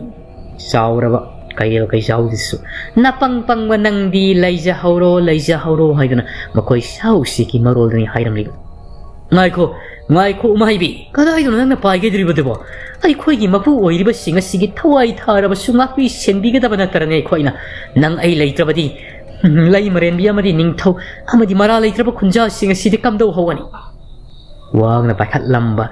ꯎꯃꯥꯏꯕꯤꯗꯨ ꯕ꯭ꯔꯪ ꯂꯥꯎꯅ ꯇꯥꯔꯛꯂꯦ ꯍꯥꯏꯔꯒ ꯂꯥꯏꯉꯝꯒꯤ ꯌꯨꯝ ꯑꯗꯨꯒꯤ ꯌꯨꯝꯗꯣꯟ ꯑꯗꯨꯗ ꯇꯣꯡꯂꯒ ꯇꯨꯃꯤꯟꯅ ꯑꯃꯨꯛ ꯂꯩꯈ꯭ꯔꯦ ꯑꯗꯨꯅꯤꯗꯅ ꯉꯧꯔꯨꯅꯕꯤ ꯁꯒꯣꯜꯒꯨꯝꯅ ꯋꯥꯈꯜ ꯇꯥꯗꯅ ꯅꯪ ꯆꯠꯈ꯭ꯔꯕꯗꯤ ꯑꯩꯅ ꯌꯥꯝꯅ ꯋꯥꯔꯧꯒꯗꯕꯅꯤ ꯑꯗꯨꯕꯨ ꯅꯍꯥꯛ ꯃꯍꯥꯛꯀꯨꯝꯕꯗꯤ ꯑꯣꯏꯔꯝꯗ꯭ꯔꯤ ꯑꯗꯨꯕꯨ ꯏꯁꯥꯒꯣꯟ ꯑꯩꯕꯨ ꯊꯥꯗꯣꯛꯂꯝꯗꯨꯅ ꯅꯍꯥꯛ ꯆꯠꯈꯤꯒꯅꯨꯀꯣ ꯑꯩꯁꯨ ꯃꯐꯝ ꯑꯁꯤꯗ ꯅꯍꯥꯛ ꯌꯥꯎꯗ꯭ꯔꯕꯗꯤ ꯀꯔꯤꯒꯨꯝꯕꯗ ꯂꯩꯅꯤꯡꯗꯕ ꯄꯣꯛꯂꯛꯄꯁꯨ ꯌꯥꯏ ꯀꯩꯔꯦꯜ ꯀꯩꯆꯥꯎꯗꯨꯅ ꯊꯦꯝꯂꯤ ꯏꯁꯥꯒꯣꯜ ꯑꯁꯤꯒ ꯁꯨꯝꯅ ꯃꯇꯝꯗꯤ ꯍꯧꯈꯤꯕꯅ ꯖꯔ ꯑꯗꯨꯃꯛ ꯆꯠꯈꯤ ꯅꯣꯡ ꯉꯥꯟꯐꯨꯡ ꯇꯧꯔꯛꯂꯤ ꯅꯥꯀꯜ ꯑꯃꯔꯣꯝꯗꯅ ꯀꯝꯗꯧꯔꯤ ꯃꯇꯝ ꯑꯁꯤꯃꯛꯇꯗꯅꯤ ꯏꯁꯤꯡꯇꯅ ꯊꯜꯂꯕ ꯇꯥꯏꯕꯪꯄꯥꯜ ꯑꯗꯨꯗ ꯈ꯭ꯔꯣꯛ ꯅꯥꯈꯣꯛꯉꯩ ꯇꯨꯝꯂꯤ ꯅꯨꯃꯤꯗꯥꯡ ꯍꯥꯏꯕꯗꯨꯃ ꯑꯣꯏꯌꯨ ꯅꯥꯌꯨ ꯂꯩꯇ꯭ꯔꯕ ꯇꯥꯏꯕꯪꯄꯥꯜ ꯑꯁꯤꯗ ꯎ ꯑꯃꯒꯤ ꯃꯈꯥ ꯎꯔꯨꯝꯗ ꯀꯅꯥꯕꯨ ꯁꯥꯐꯕꯗꯣ ꯑꯗꯨꯕꯨ ꯐꯅ ꯍꯥꯏꯖꯕꯒꯤ ꯋꯥꯅꯤ ꯇꯥꯏꯕꯪ ꯃꯤꯑꯣꯏꯕ ꯑꯣꯏꯕꯅꯤꯅ ꯅꯨꯃꯤꯠ ꯇꯥꯗ꯭ꯔꯕꯁꯨ ꯅꯨꯡꯁꯥꯗ ꯑꯗꯨꯃꯛ ꯁꯥꯔꯒ ꯂꯩꯔꯕꯁꯨ ꯑꯗꯨꯝ ꯃꯍꯧꯁꯥꯗꯒꯤ ꯇꯨꯝꯈꯤꯕ ꯅꯨꯃꯤꯗꯥꯡꯒꯤ ꯃꯇꯝ ꯑꯗꯨꯃꯛ ꯃꯐꯝ ꯑꯁꯤꯗ ꯄꯨꯡꯁꯤꯡ ꯈꯪꯗ꯭ꯔꯕꯁꯨ ꯇꯨꯝꯅꯤꯡꯉꯛꯄ ꯇꯨꯝꯕ ꯍꯥꯏꯕꯁꯤꯃꯗꯤ ꯃꯁꯥꯅ ꯇꯥꯕꯅꯤ ꯁꯥꯒꯣꯜ ꯑꯗꯨꯁꯨ ꯃꯁꯥꯗꯨ ꯈꯖꯤꯛ ꯋꯥꯈꯜ ꯂꯥꯛꯂꯗꯨꯅ ꯈꯔ ꯀꯟꯈꯠꯂꯛꯂꯕ ꯄꯗ꯭ꯔꯥꯛ ꯇꯥꯔꯒꯗꯤ ꯑꯗꯨꯃꯛ ꯂꯩ ꯄꯨꯛ ꯂꯥꯝꯃꯦ ꯄꯨꯛ ꯊꯥꯛꯄꯤꯌꯣ ꯍꯥꯏꯕꯒꯤ ꯃꯑꯣꯡꯗ ꯁꯥꯐꯕꯁꯤꯗ ꯉꯔꯥꯡ ꯍꯥꯏꯗꯅ ꯉꯪꯕꯣꯏ ꯅꯥꯍꯦꯕꯣꯏ ꯇꯧꯏ ꯁꯥꯐꯕꯁꯨ ꯃꯌꯥ ꯀꯥꯡꯉꯤ ꯉꯁꯥꯏꯗꯒꯤ ꯄꯨꯡ 5 ꯃꯃꯥꯡꯗꯒꯤ ꯇꯨꯝꯈꯤꯕꯗꯨꯅ ꯍꯧꯖꯤꯛ ꯐꯥꯎꯕ ꯌꯥꯍꯧꯗ꯭ꯔꯤ ꯃꯇꯝ ꯑꯁꯤꯗ ꯈꯪꯍꯧꯗꯅ ꯏꯁꯥꯒꯣꯜ ꯑꯁꯤꯅ ꯑꯔꯩꯕ ꯄꯥꯡꯒꯜ ꯄꯨꯊꯣꯛꯂꯦ ꯍꯥꯏꯔꯒ ꯀꯟꯅ ꯍꯦꯛ ꯈꯣꯡꯉꯛꯄꯗ ꯁꯥꯐꯕꯗꯣ ꯈꯪꯅ ꯐꯨꯛ ꯍꯧꯒꯠꯂꯤ ꯃꯃꯥꯏ ꯃꯃꯤꯠ ꯑꯗꯨ ꯍꯨꯃꯥꯡꯅ ꯄꯨꯡꯌꯣꯝꯗꯨꯅ ꯂꯩꯔꯝꯃꯤ ꯅꯤꯡꯁꯥ ꯁꯨꯔꯒ ꯃꯄꯤ ꯍꯣꯜꯂꯤ ꯍꯁ ꯍꯥꯏꯗꯅ ꯃꯃꯪ ꯃꯍꯥꯛꯁꯨ ꯅꯥꯇꯩ ꯆꯥꯗꯕ ꯑꯃ ꯃꯪꯂꯤꯉꯩ ꯏꯁꯥꯒꯣꯜꯅꯒ ꯈꯪꯂꯥꯎ ꯂꯥꯎꯔꯛꯄꯁꯤꯗ ꯃꯃꯪꯒ ꯆꯥꯟꯅꯗꯨꯅ ꯈꯪꯂꯤꯕꯣꯏ ꯀꯔꯤꯅꯣ ꯍꯧꯖꯤꯛꯀꯤ ꯃꯪꯗꯨꯕꯨ ꯀꯔꯤꯅꯣ ꯌꯥꯏꯇꯝꯕꯒ ꯑꯩꯒ ꯂꯝꯐꯥꯅꯕꯗ ꯑꯩꯅ ꯌꯥꯏꯇꯝꯕ ꯍꯥꯠꯄꯒꯤ ꯃꯍꯨꯠꯇ ꯑꯩꯒꯤ ꯃꯥꯡꯈ꯭ꯔꯕ ꯃꯣꯔꯦꯡ ꯊꯥꯡꯁꯥꯡ ꯑꯗꯨꯅ ꯑꯩꯒꯤ ꯉꯛꯁꯝ ꯀꯛꯏꯗꯨꯅ ꯇꯧꯔꯝꯂꯤꯕ ꯃꯃꯤꯠꯇꯨ ꯁꯨꯔꯨ ꯅꯣꯏꯔꯒ ꯁꯣꯔ ꯆꯥꯎꯅ ꯍꯣꯜꯂꯤꯉꯩ ꯈꯖꯤꯛ ꯅꯥꯍꯦꯕꯒꯤ ꯏꯁꯥꯒꯣꯜꯅ ꯇꯥꯔꯛ ꯀꯥꯎꯏꯅꯦꯍꯦ ꯐꯨꯛ ꯍꯧꯒꯠꯂꯤ ꯏꯁꯥꯒꯣꯜꯒꯤ ꯃꯅꯥꯛꯇ ꯆꯪꯉꯤ ꯁꯥꯒꯣꯜ ꯃꯕꯨꯛ ꯂꯥꯝꯂꯦ ꯍꯥꯏꯕꯗꯣ ꯃꯕꯨꯛ ꯆꯤꯠꯂꯒ ꯂꯩꯔꯝꯕꯗꯨꯗꯒꯤ ꯈꯪꯕꯗꯒꯤ ꯃꯊꯨꯟ ꯊꯥꯡꯒꯠ ꯃꯈꯩ ꯆꯤꯡꯗꯣꯜ ꯅꯠꯇ꯭ꯔꯒꯅ ꯏꯊꯠ ꯑꯣꯏꯅ ꯂꯩꯔꯤꯕ ꯁꯤꯒꯤ ꯑꯀꯣꯏꯕꯗ ꯃꯍꯥꯛ ꯀꯣꯏꯊꯤ ꯆꯥꯅ ꯊꯛꯅꯅꯕ ꯍꯥꯏꯗꯅ ꯃꯃꯩ ꯊꯪꯗ ꯆꯥꯎꯔꯕ ꯍꯩꯃꯨꯟ ꯐꯥꯔꯕ ꯑꯋꯥꯊꯕꯤ ꯑꯃꯗꯤ ꯍꯩꯅꯧ ꯍꯩꯇꯣꯟ ꯀꯌా ꯄꯥꯜꯂꯒ ꯂꯩꯔꯝꯂꯤꯕꯗꯨ ꯍꯦꯛꯂꯦ ꯍꯥꯏꯔꯒ ꯊꯥꯡꯖꯤꯟꯅ ꯏꯁꯥꯒꯣꯜꯒꯤ ꯃꯅꯥꯛ ꯑꯗꯨꯗ ꯆꯥꯔꯣ ꯍꯥꯏꯗꯨꯅ ꯊꯝꯂꯤ ꯃꯁꯤꯗꯁꯨ ꯁꯥꯐꯕ ꯍꯨꯃꯥꯡ ꯏꯀꯥꯡꯉꯩ ꯑꯁꯨꯝꯅ ꯁꯣꯜꯂꯤ ꯀꯔꯤꯅꯣ ꯅꯍꯥꯟꯃꯨꯛ ꯑꯩꯅ ꯃꯌꯣꯝꯕꯤꯒ ꯁꯤꯗ ꯂꯩꯔꯤꯉꯩ ꯃꯇꯝꯗꯗꯤ ꯑꯁꯤ ꯌꯥꯎꯅ ꯎꯍꯩ ꯋꯥꯍꯩꯁꯤ ꯄꯥꯟꯈꯤꯗꯕꯅꯤ ꯑꯩꯅ ꯎꯔꯨꯗꯕ ꯀꯥꯆꯤꯟ ꯀꯌꯥꯗ ꯎꯅꯥ ꯀꯌꯥꯅ ꯌꯣꯝꯁꯤꯜꯂꯒ ꯄꯥꯜꯂꯒ ꯂꯩꯔꯝꯂꯤꯁꯤꯅ ꯃꯤꯠꯇꯤ ꯊꯛꯄꯖꯥꯠꯅꯤꯀꯣ ꯑꯩꯁꯦ ꯃꯃꯥꯡꯗ ꯎꯈꯤꯗ꯭ꯔꯤꯕꯗꯣ ꯈꯪꯒꯅꯤꯗꯅ ꯑꯗꯨꯕꯨ ꯑꯣꯏꯔꯕꯗꯤ ꯃꯐꯝ ꯑꯁꯤꯗꯒꯤ ꯂꯩꯔꯤꯕꯁꯤꯡꯁꯦ ꯂꯣꯏꯅ ꯆꯥꯊꯣꯛꯂꯦ ꯍꯥꯏꯔꯒ ꯑꯇꯣꯞꯄ ꯎꯍꯩ ꯌꯥꯝꯅ ꯄꯥꯟꯕ ꯑꯃ ꯈꯜꯂꯒ ꯏꯁꯥꯒꯣꯜꯒ ꯆꯠꯄ ꯍꯥꯏꯕꯗꯨꯅꯤ ꯃꯇꯝꯗꯨꯗꯗꯤ ꯏꯁꯥꯒꯣꯜ ꯃꯁꯥ ꯌꯥꯝꯅꯁꯨ ꯀꯜꯂꯅꯤ ꯑꯁꯨꯝꯅ ꯏꯁꯥꯒꯣꯜ ꯑꯁꯤꯗ ꯆꯥꯕꯗꯣ ꯃꯍꯥꯛꯅ ꯌꯦꯡꯉꯤ ꯃꯍꯥꯛꯁꯨ ꯃꯆꯦꯠ ꯁꯦꯠꯇꯅ ꯆꯥꯔꯤꯉꯩ ꯃꯤꯀꯨꯞ ꯑꯁꯤꯗ ꯀꯔꯤꯒꯨꯝꯕ ꯆꯥꯎꯔꯕ ꯑꯃꯥꯏꯕ ꯇꯣꯂꯦꯟꯒꯤ ꯅꯨꯡꯒꯤ ꯃꯤꯇꯝꯒ ꯃꯥꯟꯅꯔꯕꯗꯣ ꯃꯈꯣꯏꯅ ꯂꯩꯔꯤꯕ ꯏꯊꯠ ꯑꯁꯤ ꯌꯧꯁꯤꯜꯂꯛꯂꯤ ꯍꯟꯗꯛꯃꯨꯛꯇꯤ ꯂꯥꯛꯄꯒꯤ ꯂꯩꯃꯥꯏꯒ ꯂꯦꯡꯗꯦ ꯖ꯭ꯋꯥꯔ ꯍꯥꯕꯒꯨꯝꯅ ꯅꯤꯛꯄꯗꯨ ꯅꯤꯛꯇꯦ ꯀꯔꯝ ꯇꯧꯅ ꯂꯥꯛꯈꯤꯕꯅꯣ ꯈꯪꯗꯦ ꯁꯥꯐꯕꯅ ꯂꯩꯔꯤꯕ ꯆꯤꯡ ꯑꯁꯤꯒꯤ ꯑꯋꯥꯡ ꯄꯥꯡꯕ ꯁꯣꯝꯗ ꯂꯦꯞꯄꯒ ꯂꯩꯔꯦ ꯁꯥꯐꯕꯗꯤ ꯃꯈꯥ ꯑꯗꯣꯝꯗ ꯏꯁꯥꯒꯣꯜ ꯑꯗꯣꯝꯗ ꯃꯃꯥꯏ ꯑꯣꯟꯁꯤꯜꯂꯒ ꯋꯥꯍꯩꯗꯣ ꯃꯆꯦꯠ ꯃꯆꯦꯠ ꯆꯤꯠꯂꯒ ꯆꯥꯔꯤꯕꯅꯤ ꯁꯤꯡꯇꯅ ꯊꯜꯂꯕ ꯇꯥꯏꯕꯪꯄꯥꯜ ꯑꯁꯤꯒꯤ ꯑꯃꯥꯏꯕ ꯇꯣꯂꯦꯟꯒꯤ ꯍꯤꯡꯁꯥ ꯌꯥꯏꯇꯝꯕꯒꯨꯝꯂꯕ ꯅꯨꯡꯒꯤ ꯃꯤꯇꯝꯒꯨꯝꯂꯕꯁꯤꯅ ꯑꯁꯨꯛꯀꯤ ꯃꯇꯤꯛ ꯀꯌꯥ ꯀꯟꯒꯦ ꯍꯥꯏꯔꯕ ꯀꯥꯟꯗ ꯀꯟꯅ ꯍꯦꯛꯇ ꯃꯈ꯭ꯌꯥꯗꯨ ꯐꯥꯛꯇꯣꯛꯂꯒ ꯍꯧꯖꯤꯛ ꯈꯪꯂꯥꯎ ꯂꯥꯎꯔꯛꯄꯗ ꯁꯤꯡꯗꯣꯜ ꯑꯁꯤꯗ ꯍꯧꯔꯤꯕ ꯎꯄꯥꯜ ꯄꯨꯝꯅꯃꯛ ꯃꯌꯥꯏ ꯇꯦꯒꯥꯡꯗ ꯄꯗ꯭ꯔꯦꯛ ꯇꯦꯛꯄꯅꯤ ꯃꯔꯥꯏꯕꯛ ꯐꯕꯅ ꯁꯥꯐꯕ ꯑꯃꯗꯤ ꯏꯁꯥꯒꯣꯜ ꯑꯗꯨ ꯆꯥꯎꯔꯕ ꯎꯖꯥꯎ ꯑꯃꯒꯤ ꯃꯔꯨꯝ ꯃꯄꯥ ꯂꯩꯍꯧꯕꯅ ꯃꯈꯣꯏ ꯑꯅꯤꯒꯤ ꯃꯁꯥꯗꯤ ꯁꯣꯛꯍꯧꯗ꯭ꯔꯤ ꯑꯗꯨꯕꯨ ꯃꯈꯣꯏꯅ ꯂꯨꯝꯗꯨꯅ ꯂꯩꯔꯤꯕ ꯎꯖꯥꯎ ꯑꯗꯨꯒꯤ ꯃꯌꯥꯏ ꯇꯦꯒꯥꯡꯗ ꯄ꯭ꯔꯦꯛ ꯇꯦꯛꯂꯦ ꯍꯥꯏꯔꯒ ꯐꯅꯌꯥꯝ ꯁꯥꯡꯅ ꯃꯈꯣꯏꯗ ꯄꯥꯟꯒꯗꯕ ꯈꯦꯠꯀꯗꯕ ꯈꯖꯤꯛꯇꯪ ꯉꯥꯏꯔꯕ ꯀꯥꯟ ꯄꯣꯞ ꯇꯥꯈ꯭ꯔꯦ ꯁꯥꯁꯣꯔ ꯍꯣꯂꯤ ꯁꯥꯐꯕ ꯈꯪꯂꯤ ꯃꯈꯣꯏꯒꯤ ꯇꯨꯡ ꯑꯁꯣꯝꯗꯒꯤ ꯂꯥꯛꯂꯤꯕꯁꯤ ꯑꯃꯥꯏꯕ ꯇꯣꯂꯦꯟꯒꯤ ꯃꯤꯇꯝ ꯑꯗꯨꯅ ꯍꯥꯏ ꯁꯥꯒꯣꯜ ꯑꯗꯨꯕꯨ ꯃꯁꯤ ꯂꯦꯡꯗꯅ ꯏꯪꯒꯤꯠ ꯇꯧꯔꯤ ꯑꯁꯤꯕ ꯑꯃꯒꯨꯝ ꯄꯗ꯭ꯔꯥꯛ ꯇꯥꯔꯒ ꯂꯩꯌꯨ ꯍꯥꯏꯗꯅ ꯍꯥꯏꯕꯒ ꯇꯧꯕꯒ ꯃꯤꯠꯁꯤꯡ ꯅꯥꯁꯤꯡꯕ ꯏꯁꯥꯒꯣꯜ ꯑꯗꯨꯁꯨ ꯑꯁꯤꯕ ꯁꯥꯗꯨꯅ ꯂꯩꯈ꯭ꯔꯦ ꯁꯥꯐꯕ ꯎꯒꯤ ꯃꯔꯨꯝ ꯇꯪꯈꯥꯏ ꯀꯛꯈ꯭ꯔꯕ ꯇꯪꯈꯥꯏ ꯀꯦꯟꯈ꯭ꯔꯤꯕꯗꯨꯗꯒꯤ ꯃꯃꯤꯠ ꯅꯥꯃꯗꯨ ꯂꯩꯊꯣꯛꯂꯒ ꯌꯦꯡꯕ ꯃꯇꯝꯗ ꯑꯣꯏ ꯃꯃꯤꯠꯇꯨ ꯍꯦꯛꯇꯃꯛ ꯈꯨꯂꯥꯎ ꯆꯥꯛꯂꯥꯎ ꯑꯃꯅꯤꯀꯣ ꯃꯌꯥꯗꯨꯅ ꯆꯥꯎꯔꯦ ꯍꯦꯛꯇꯃꯛ ꯆꯥꯎ ꯁꯥꯡꯕ ꯍꯤꯡꯆꯥꯕꯒꯤ ꯃꯑꯣꯡ ꯑꯣꯏꯔꯕꯅꯤꯅ ꯀꯟꯅ ꯃꯌꯥꯗꯣ ꯑꯃꯨꯛ ꯀꯥꯊꯣꯛꯂꯒ ꯂꯥꯎꯒꯦ ꯍꯥꯏꯗꯨꯅ ꯇꯧꯔꯛꯂꯤ ꯃꯁꯤꯗ ꯈꯪꯍꯧꯗꯅ ꯏꯁꯥꯒꯣꯜ ꯑꯗꯨꯁꯨ ꯉꯥꯏꯍꯥꯛꯀꯤ ꯃꯃꯥꯡꯗꯒꯤ ꯀꯔꯤꯒꯨꯝꯕ ꯃꯆꯤꯟꯖꯥꯛ ꯀꯌꯥ ꯆꯥꯔꯕꯅꯤꯅ ꯍꯧꯖꯤꯛꯇꯤ ꯈꯪꯍꯧꯗꯅ ꯃꯁꯥꯗꯨ ꯈꯪꯇꯦꯛ ꯇꯦꯛꯈꯠꯂꯛꯄꯒꯨꯝ ꯇꯧꯏ ꯏꯁꯥꯒꯣꯜ ꯑꯁꯤꯅ ꯁꯥꯐꯕꯗ ꯃꯁꯥꯗ ꯃꯈꯨꯠ ꯌꯦꯠ ꯊꯪꯗꯨꯅ ꯄꯣꯛ ꯍꯥꯏꯗꯨꯅ ꯈꯪꯊꯥ ꯊꯥꯔꯒ ꯏꯪꯒꯤꯠꯂꯝꯄꯤ ꯂꯥꯎꯒꯦ ꯍꯥꯏꯗꯨꯅ ꯃꯌꯥ ꯀꯥꯊꯣꯛꯂꯤꯕ ꯍꯤꯡꯁꯥꯕ ꯇꯣꯂꯦꯟ ꯑꯁꯤꯒꯤ ꯃꯌꯥ ꯑꯗꯨꯅ ꯍꯦꯛ ꯂꯥꯎꯊꯔꯛꯇ꯭ꯔꯤꯉꯩ ꯏꯁꯥꯒꯣꯜ ꯑꯗꯨꯅ ꯏꯪꯒꯤꯠ ꯄꯤꯔꯛ ꯁꯥꯐꯕꯁꯨ ꯇꯥꯟ ꯆꯥꯅ ꯈꯪꯕꯅ ꯊꯪ ꯂꯥꯎꯅ ꯏꯁꯥꯒꯣꯜꯒꯤ ꯃꯅꯝꯗ ꯇꯣꯡꯈꯠꯈ꯭ꯔꯦ ꯑꯉꯛꯄꯅꯤ ꯉꯁꯥꯏ ꯃꯈꯩ ꯇꯨꯁꯣꯟ ꯃꯥꯟꯁꯣꯟꯗꯅ ꯅꯥꯍꯩꯔꯒ ꯂꯩꯔꯝꯕ ꯏꯁꯥꯒꯣꯜ ꯀꯌꯥꯒꯤ ꯃꯇꯤꯛ ꯊꯨꯅ ꯀꯟꯈꯠꯂꯤꯕ ꯐ꯭ꯔꯪ ꯂꯥꯎꯅ ꯃꯐꯝ ꯑꯗꯨꯗꯒꯤ ꯋꯥꯡꯅ ꯄꯥꯏꯈꯠꯈ꯭ꯔꯦ ꯈꯖꯤꯛꯇꯪꯅ ꯉꯥꯏꯕꯅꯤ ꯃꯈꯣꯏꯁꯨ ꯌꯥꯎꯅ ꯍꯨꯝꯗꯠꯂꯒ ꯁꯤꯡꯖꯨ ꯁꯥꯅ ꯇꯣꯏꯒꯗꯕ ꯆꯤꯡꯗꯣꯜ ꯑꯗꯨ ꯍꯧꯔꯤꯕ ꯎꯄꯥꯜ ꯃꯔꯥ ꯐꯨꯛꯅ ꯑꯀꯟꯕ ꯅꯣꯡꯂꯩ ꯅꯨꯡꯁꯤꯠꯅ ꯍꯨꯝꯈꯤꯕꯁꯤ ꯃꯉꯥꯏꯔꯤ ꯄꯨꯡꯇꯨ ꯇꯨꯔꯥ ꯇꯨꯗꯨꯅ ꯂꯩꯍꯧ ꯁꯥꯐꯕ ꯃꯤꯍꯨꯜ ꯗꯪ ꯆꯣꯡꯅ ꯁꯣꯔꯁꯨ ꯁꯥꯡꯅ ꯁꯥꯡꯍꯣꯜꯂꯤ ꯃꯑꯣꯡ ꯃꯇꯧ ꯑꯃꯅꯤꯗꯅ ꯈꯖꯤꯛꯇꯪꯅ ꯉꯥꯏꯗ ꯑꯩꯈꯣꯏ ꯁꯤꯔꯝꯒꯗꯕ ꯍꯥꯏꯗꯅ ꯃꯐꯝ ꯑꯁꯤꯗꯒꯤ ꯑꯇꯣꯞꯄ ꯃꯐꯝ ꯆꯥꯒꯗꯕ ꯋꯥꯍꯩꯁꯨ ꯃꯔꯥꯡ ꯀꯥꯏꯅ ꯄꯥꯟꯒꯗꯕ ꯆꯤꯡꯗꯨꯝ ꯊꯤꯔꯨꯔꯁꯤ ꯍꯥꯏꯗꯅ ꯏꯁꯥꯒꯣꯜ ꯑꯗꯨꯒ ꯃꯈꯣꯏ ꯑꯅꯤ ꯂꯣꯏꯅꯅ ꯃꯥꯏꯀꯩ ꯀꯌా ꯁꯤꯟꯕ ꯊꯨꯡꯅ ꯆꯠꯈ꯭ꯔꯦ ꯑꯗꯨꯕꯨ ꯃꯐꯝ ꯑꯁꯤꯒꯤ ꯃꯤꯔꯝꯂꯦꯟꯗ ꯐꯥꯎꯗꯣꯛꯅꯕ ꯊꯣꯡ ꯑꯃꯅ ꯑꯃꯥꯏꯕ ꯇꯣꯂꯦꯟꯅ ꯐꯥꯠꯈꯤꯕꯗꯨꯅ ꯀꯗꯥꯏꯗ ꯂꯩꯔꯤꯕ ꯏꯁꯥꯒꯣꯜ ꯃꯍꯥꯛꯀ ꯂꯩꯃꯤꯟꯅꯔꯤꯕꯁꯤꯅꯁꯨ ꯈꯪꯗꯦ ꯁꯥꯐꯕꯁꯤꯅꯁꯨ ꯈꯪꯗꯦ ꯑꯗꯨꯒ ꯉꯛꯂꯤꯕꯗꯤ ꯃꯐꯝ ꯑꯁꯤꯗ ꯂꯩꯔꯤꯕ ꯖꯤꯕ ꯄꯥꯟꯕꯁꯤꯡ ꯑꯁꯤꯅꯁꯨ ꯑꯃꯠꯇ ꯈꯪꯂꯝꯗꯦ ꯑꯗꯨꯕꯨ ꯊꯣꯡꯗꯨ ꯂꯩꯗꯤ ꯂꯩ ꯀꯗꯥꯏꯋꯥꯏꯗꯕꯨ ꯑꯣꯏꯔꯤꯕ ꯇꯔꯥꯏꯅ ꯑꯇꯥꯛ ꯑꯐꯣꯡꯅ ꯈꯪꯒꯗꯕ ꯎꯒꯗꯕ ꯊꯣꯡ ꯑꯃꯗꯤ ꯅꯠꯇꯦ ꯑꯅꯤꯁꯨꯕ ꯊꯣꯡ ꯑꯣꯏꯒꯗꯧꯔꯤꯕꯁꯤ ꯅꯥꯀꯜ ꯑꯃꯔꯣꯝꯗꯅ ꯀꯝꯗꯧꯔꯤ ꯅꯣꯡꯅ ꯃꯄꯨꯡ ꯐꯥꯅ ꯉꯥꯜꯂꯛꯂꯕꯗ ꯃꯤꯔꯝꯂꯦꯟꯗꯅꯤ ꯑꯃꯥꯏꯕ ꯇꯣꯂꯦꯟꯗꯣ ꯃꯈꯥ ꯃꯥꯏꯀꯩ ꯑꯁꯣꯝꯗ ꯑꯁꯨꯝ ꯄꯥꯏꯔꯒ ꯂꯥꯛꯄꯅ ꯃꯥꯒꯤ ꯋꯥꯈꯜꯗ ꯀꯔꯤꯒꯨꯝꯕ ꯄꯥꯝꯕꯩ ꯑꯃꯈꯛ ꯇꯧꯗꯕ ꯌꯥꯗ꯭ꯔꯦ ꯅꯠꯇ꯭ꯔꯕꯗꯤ ꯌꯥꯏꯇꯝꯕꯁꯤꯅ ꯃꯍꯥꯛꯄꯨ ꯃꯇꯨꯡ ꯏꯟꯅꯗꯨꯅ ꯂꯩꯔꯒꯅꯤ ꯌꯥꯏꯇꯝꯕꯒꯤ ꯁꯥ ꯃꯌꯣꯡ ꯌꯥꯕꯗ ꯃꯍꯥꯛꯅ ꯐꯅ ꯃꯇꯤꯛ ꯃꯤꯌꯥꯏ ꯀꯜꯂꯦ ꯍꯥꯏꯇꯥꯔꯒꯁꯨ ꯑꯃꯥꯏꯕ ꯇꯣꯂꯦꯟꯁꯀꯤ ꯃꯄꯨ ꯑꯁꯤꯒꯤ ꯑꯣꯏꯅ ꯌꯥꯏꯇꯝꯕꯒ ꯈꯨꯠꯂꯥꯏ ꯌꯥꯎꯗ꯭ꯔꯕꯗꯤ ꯁꯥ ꯃꯌꯣꯡ ꯌꯥꯕꯗ ꯃꯥꯏꯊꯤꯗꯨꯅꯇ ꯂꯩꯒꯗꯕꯅꯤ ꯍꯥꯏꯗꯨꯅ ꯇꯝꯂꯝꯂꯕ ꯑꯣꯏ ꯃꯗꯨꯃꯛꯅ ꯌꯥꯏꯇꯝꯕꯁꯤꯕꯨ ꯃꯥꯏꯊꯤꯕ ꯄꯤꯕ ꯉꯝꯒꯗꯕ ꯈꯨꯠꯂꯥꯏꯗꯨ ꯃꯉꯣꯟꯗ ꯂꯩꯇꯕꯅ ꯆꯦꯜꯂꯤꯕꯅꯤ ꯀꯤꯗꯨꯅ ꯆꯦꯟꯕ ꯅꯠꯇꯦ ꯊꯣꯛ ꯃꯥꯄꯨ ꯀꯟꯅꯅꯕ ꯑꯔꯣꯏꯕ ꯑꯣꯏꯅ ꯆꯪꯒꯗꯕ ꯃꯐꯝꯁꯤ ꯀꯗꯥꯏ ꯋꯥꯏꯗꯅꯣ ꯃꯤꯑꯣꯏꯆꯥ ꯀꯥꯡꯂꯨꯞ ꯂꯩꯔꯤꯕ ꯃꯥꯏꯆꯧ ꯑꯍꯨꯝꯅ ꯊꯧꯒꯜ ꯇꯧꯗꯨꯅ ꯂꯩꯔꯤꯕ ꯑꯗꯣꯝꯗ ꯆꯪꯕꯁꯤꯅ ꯃꯍꯥꯛꯀꯤ ꯑꯔꯣꯏꯕ ꯑꯣꯏꯔꯒꯅꯤ ꯈꯜꯂꯗꯨꯅ ꯑꯃꯥꯏꯕ ꯇꯣꯂꯦꯟꯗꯣ ꯃꯥꯏꯀꯩ ꯑꯗꯣꯝ ꯇꯝꯅꯅꯤ ꯂꯥꯛꯂꯤꯕ ꯑꯀꯤꯕꯒꯤ ꯃꯁꯛ ꯑꯉꯧ ꯃꯩꯈꯨ ꯑꯣꯟ ꯖꯔ ꯇꯣꯂꯦꯟꯅ ꯆꯠꯈꯤꯕꯗꯨꯒꯤ ꯃꯇꯨꯡ ꯏꯟꯅꯔꯛꯂꯤ ꯀꯅꯥꯕꯨ ꯐꯠꯇ꯭ꯔꯕ ꯈꯣꯌꯨꯝꯂꯥꯏ ꯌꯥꯏꯇꯝꯕꯗꯣ ꯅꯣꯡꯅ ꯐꯨꯡ ꯉꯥꯜꯂꯔꯕ ꯃꯇꯝ ꯑꯁꯤꯗ ꯑꯁꯣꯝꯗꯅ ꯑꯃꯨꯛ ꯁꯅꯥ ꯀꯧꯗꯅ ꯉꯁꯤꯗꯤ ꯀꯔꯤ ꯅꯨꯃꯤꯠꯅꯣ ꯀꯅꯥꯅ ꯏꯟꯁꯤꯜꯂꯛꯄꯅꯣ ꯀꯔꯝ ꯇꯧꯔꯤꯕꯅꯣ ꯂꯥꯏꯉꯝ ꯃꯍꯥꯛꯀꯤ ꯅꯨꯄꯤ ꯑꯕꯤꯁꯅꯥꯅ ꯃꯈꯨꯠ ꯄꯥꯏꯔꯒ ꯌꯥꯜꯂꯕꯁꯨ ꯌꯥꯔꯗ꯭ꯔꯦ ꯃꯇꯝ ꯀꯨꯏꯅ ꯌꯨꯝꯗꯒꯤ ꯃꯄꯥꯜ ꯐꯥꯎꯕ ꯊꯣꯛꯎ ꯌꯥꯗꯅ ꯁꯨꯡꯅꯩ ꯅꯩꯔꯒ ꯀꯥꯗ ꯂꯩꯔꯝꯕ ꯂꯥꯏꯉꯝ ꯉꯁꯤꯗꯤ ꯑꯉꯛꯄꯅꯤ ꯃꯥꯒꯤ ꯅꯨꯄꯤ ꯑꯕꯤꯁꯅꯥꯗ ꯍꯦꯛꯇꯃꯛ ꯂꯥꯏꯕꯨꯡꯗ ꯆꯠꯂꯨꯒꯅꯤ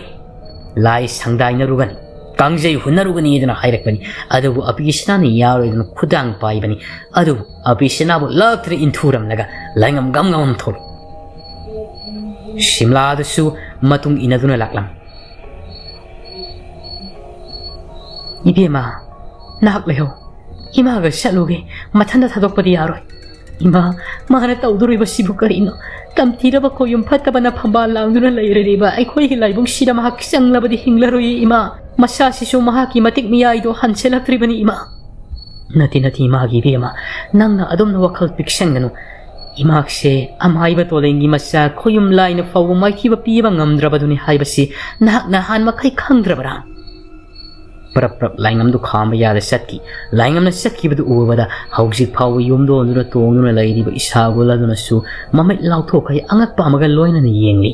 ꯃꯍꯥꯛ ꯈꯛꯇꯁꯨ ꯅꯠꯇꯦ ꯀꯩꯔꯦꯜ ꯀꯩꯖꯥꯎꯗꯨꯁꯨ ꯃꯍꯥꯛ ꯂꯥꯏꯉꯝꯁꯤꯕꯨ ꯐꯅ ꯌꯥꯅꯗ꯭ꯔꯕꯁꯨ ꯃꯌꯥ ꯀꯥꯔꯒ ꯌꯦꯡꯗꯨꯅ ꯂꯩꯍꯧ ꯍꯟꯅ ꯀꯩꯔꯦꯜ ꯀꯩꯖꯥꯎꯁꯤꯗ ꯂꯥꯏꯉꯝ ꯌꯦꯡꯈꯤꯕ ꯅꯠꯇꯦ ꯃꯍꯥꯛꯅꯁꯨ ꯀꯩꯔꯦꯜ ꯀꯩꯖꯥꯎꯁꯤ ꯑꯁꯨꯛꯀꯤ ꯃꯇꯤꯛ ꯋꯥꯔꯧꯈꯤꯕꯅꯤ ꯃꯍꯥꯛꯅ ꯐꯅ ꯀꯧꯔꯕꯁꯨ ꯃꯨꯛꯆꯠꯅꯔꯒ ꯀꯩꯔꯦꯜ ꯀꯩꯖꯥꯎꯅ ꯃꯨꯛꯆꯠ ꯋꯥꯉꯥꯡ ꯉꯥꯡꯅ ꯌꯥꯈꯤꯗꯕꯗꯨꯗ ꯄꯔꯞ ꯂꯥꯏ ꯁꯤꯝꯂꯥꯗꯨꯁꯨ ꯁꯦꯠꯂꯛꯏ ꯂꯝꯕꯤ ꯂꯝꯖꯥꯎꯗ ꯃꯤ ꯑꯃꯗ ꯐꯣꯡꯅ ꯎꯗꯦ ꯎꯅꯥ ꯋꯥꯅꯥ ꯅꯨꯡꯁꯤꯠ ꯂꯤꯔꯤ ꯁꯤꯠꯄ ꯃꯔꯛ ꯑꯁꯤꯗ ꯄꯨꯡꯂꯣꯏ ꯈꯨꯟꯇꯥꯛ ꯂꯥꯟꯁꯤꯕ ꯈꯨꯟꯁꯤ ꯃꯉꯥꯏ ꯂꯥꯏꯉꯝ ꯄꯔꯞ ꯆꯪꯉꯤ ꯒꯣꯟꯊꯣꯡ ꯆꯩ ꯑꯅ ꯐꯖꯅ ꯁꯦꯝꯂꯒ ꯂꯩꯔꯤꯕ ꯂꯥꯏꯕꯨꯡ ꯑꯗꯨꯒꯤ ꯆꯪꯐꯝ ꯒꯣꯟꯊꯣꯡ ꯆꯩꯒꯗꯣ ꯃꯈꯣꯡꯅ ꯄ꯭ꯔꯦꯛ ꯍꯥꯏꯗꯨꯅ ꯀꯥꯎꯊꯠꯂꯒ ꯊꯨꯒꯥꯏꯕꯅꯤ ꯊꯨꯗꯦꯛꯄꯅꯤ ꯃꯁꯤꯡꯈꯥ ꯐꯨꯗꯣꯛꯂꯒ ꯉꯁꯤꯗꯤ ꯆꯞ ꯆꯥꯕꯤ ꯑꯃ ꯈꯪꯂꯔꯒꯦ ꯍꯥꯏꯕꯒꯤ ꯃꯇꯥꯒꯨꯝ ꯃꯈ꯭ꯌꯥ ꯁꯤꯛꯂꯒꯅꯤ ꯂꯥꯏꯉꯝ ꯆꯦꯟꯁꯤꯜꯂꯛ ꯂꯩꯃꯥꯡ ꯑꯗꯨꯗ ꯍꯦꯛꯇ ꯈꯨꯗ ꯀꯨꯜꯂꯒ ꯒꯤꯠ ꯂꯥꯎꯅ ꯐꯝꯊꯩ ꯍꯦꯛ ꯐꯝꯊꯕꯒ ꯅꯪꯍꯧꯗꯦ ꯑꯀꯟꯕ ꯁꯥꯐꯨꯗ ꯆꯥꯎꯔꯕ ꯈꯣꯡꯄꯥꯛ ꯑꯃꯅ ꯙꯨꯞ ꯀꯥꯎꯊꯣꯔꯛꯄꯁꯤ ꯃꯉꯥꯏ ꯂꯥꯏꯉꯝꯗꯨ ꯃꯊꯕꯥꯛꯇꯨ ꯀꯥꯎꯊꯣꯔꯛꯂꯦ ꯍꯥꯏꯔꯒ ꯐꯅꯌꯥꯝ ꯁꯥꯡꯅ ꯄꯥꯏꯊꯣꯔꯛꯏ ꯂꯥꯏꯕꯨꯡ ꯑꯁꯤꯒꯤ ꯃꯥꯝꯇꯣꯞ ꯂꯩꯔꯤꯕꯗꯨ ꯆꯤꯠꯁꯤꯜꯂꯒ ꯎꯄ꯭ꯔꯥꯡ ꯎꯅ ꯇꯥꯏ ꯃꯃꯥꯏꯗꯨꯁꯨ ꯂꯩꯃꯥꯏꯗ ꯁꯤꯠꯈꯤꯕꯒꯤ ꯈꯖꯤꯛ ꯎꯕꯥꯜ ꯑꯗꯨꯕꯨ ꯑꯃꯨꯛꯀꯁꯨ ꯐꯨꯛ ꯍꯧꯒꯠꯂꯤ ꯃꯐꯝ ꯑꯗꯨꯗ ꯂꯥꯏꯉꯝ ꯃꯈ꯭ꯌꯥ ꯁꯤꯛꯂꯒ ꯆꯪꯁꯤꯜꯂꯤ ꯁꯤꯝꯂꯥꯟ ꯏꯃꯥꯒꯤ ꯏꯕꯨꯡꯉꯣ ꯑꯃꯨꯛ ꯍꯟꯅ ꯆꯪꯈ꯭ꯔꯒꯅꯨ ꯎꯔꯕ꯭ꯔꯥ ꯂꯥꯏꯕꯨꯡꯁꯤꯗ ꯂꯩꯔꯤꯕꯗꯨ ꯌꯦꯡꯉꯨ ꯏꯃꯥꯒꯤ ꯏꯕꯨꯡ ꯁꯤꯝꯂꯥ ꯑꯁꯤꯅꯗꯤ ꯃꯃꯤꯠꯇ ꯎꯏ ꯑꯗꯨꯕꯨ ꯂꯥꯏꯉꯝꯒꯤ ꯃꯃꯤꯠꯇꯗꯤ ꯎꯔꯝꯗꯦ ꯑꯀꯤꯕ ꯐꯪꯂꯕ ꯃꯨꯁꯤꯟ ꯃꯨꯔꯕ ꯃꯀꯣꯛꯀꯤ ꯁꯔꯨꯛꯇ ꯌꯥꯎꯗ꯭ꯔꯕ ꯇꯤꯅꯨ ꯂꯥꯏꯃꯨ ꯑꯅꯤꯅ ꯈꯨꯜ ꯑꯁꯤꯕꯨ ꯀꯣꯜꯂꯔꯤꯕ ꯂꯥꯏꯅꯤꯡꯊꯧ ꯂꯥꯏꯔꯦꯝꯕꯤ ꯑꯅꯤꯕꯨ ꯃꯉꯛ ꯁꯝꯗ ꯊꯧꯔꯤ ꯍꯨꯛꯆꯜꯂꯦ ꯍꯥꯏꯔꯒ ꯇꯥꯎꯕ ꯍꯨꯏ ꯂꯣꯏꯕꯒꯨꯝꯅ ꯅꯥꯀꯜꯗ ꯐꯖꯅ ꯃꯈꯣꯡ ꯃꯈꯨꯠꯇ ꯅꯝꯍꯜꯂꯒ ꯊꯝꯅꯔꯤꯕꯗꯨ ꯃꯁꯤ ꯄꯨꯝꯅꯃꯛ ꯀꯅꯥꯅ ꯊꯣꯛꯍꯜꯂꯤꯕꯅꯣ ꯈꯨꯜ ꯑꯁꯤꯗ ꯂꯩꯔꯤꯕ ꯃꯇꯤꯛ ꯆꯥꯗ꯭ꯔꯕ ꯈꯨꯟꯖꯥꯁꯤꯡ ꯑꯁꯤꯅ ꯊꯣꯛꯍꯜꯂꯔꯤꯕꯅꯤ ꯂꯥꯏꯅꯤꯡꯊꯧ ꯂꯥꯏꯔꯦꯝꯕꯤ ꯑꯅꯤꯁꯤꯕꯨ ꯅꯝꯁꯤꯟꯍꯟꯕ ꯊꯃꯥꯏ ꯍꯜꯍꯟꯕ ꯑꯣꯏꯅ ꯈꯨꯟꯖꯥꯁꯤꯡ ꯑꯁꯤꯅ ꯊꯣꯛꯍꯟꯈ꯭ꯔꯤ ꯃꯔꯨ ꯑꯣꯏꯅ ꯅꯤꯡꯊꯧꯔꯦꯜ ꯂꯥꯏꯉꯝ ꯑꯁꯤꯅ ꯊꯣꯛꯍꯟꯈ꯭ꯔꯤꯕꯅꯤ ꯃꯍꯥꯛꯅ ꯏꯐꯨꯠ ꯃꯦꯜꯂꯨꯔꯨꯕꯗꯨꯗꯒꯤ ꯊꯣꯛꯂꯤꯕ ꯉꯥꯛꯇꯅꯤ इफुट अदु मेलमदब तारबदि मफम असिबु कोलिबा लाइनिंगथौ लाइरेंबी अनि असिगा कन्ना मुखाइनदुना तिनु लाइमु अनि से इफुट मेनरिबदु द गेट नमसेना हलनखिबा याबनि अदु लाइंगमना इफुट अदु चानादा मखाइ मेन खबनिना पांबाई लैखिदि मतु ममाल सोनसन खिबनि हाइनबा लै खोयम लाई मतेक मयाय सिरि निंजरिबा मियोइ सिंग अदुना पुक्सिल सिंगना निंजरबा कांदा मतिक मयाय साउगदबनि कारिगुंबदा पुक्सिल सिंगना थौनिद्रबदि खोयम लाइदुगी मतिक मयायदो अनम आहासुना हंसिननै हाइबदुनि ngasi मखोई खुल्लसिबु कोनबिरिबा लाइनिंगथौ लाइरेंबी अनिगी मफमदा थोकलिबा मखोइना ngakpi सेंबिदुना थमलिबा मचा अमसु सिंगसिना फाउबा मखोइबु खुदोंग सादबा मायुकना हनबगा चप मानख्रबनि मधु उबदा हायक्ता अकीबना लोइरी सिमला दुदी मक्लाका थाक थकनिपनि लाइंगमदी उदी परप्रप चंगसिंग तमसिदा खंगौदना मंगक समना थौरी थुरगा ताउ हुइगुमना खुरु खुदा कुल्लगा लैरिबा लाइनिंगथौ लाइरेंबी अनिदुना लाइंगम असिबु चंगलकनो हाइबगी मतागुम इनथोकपा सौममा इलक लाइंगम अफबा खोयम लाइसिंग इलकपददी खोंफम अनि ओहम मरम सादन ग्रक लाउना हनखि खोंफम हनखिबसे मसाना करिगिदमक्तनो हाइबदी महा खंगजबनति